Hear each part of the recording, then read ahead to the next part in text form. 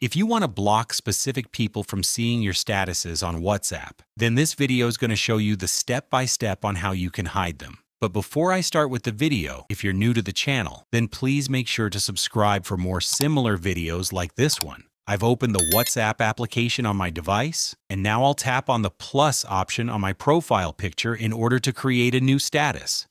I'm quickly going to select a random photo as an example for this video, and then you're going to get to your status editor. Tap on this button at the bottom left called Status, and then you'll see that my contacts are selected. But I can tap on Edit next to the My Contacts Accept, and then select the person from which you want to hide your status. They will be marked with a little X icon, which means that they won't be able to see your statuses on WhatsApp anymore. If you found this guide useful, then please consider subscribing, and I will see you in the next video.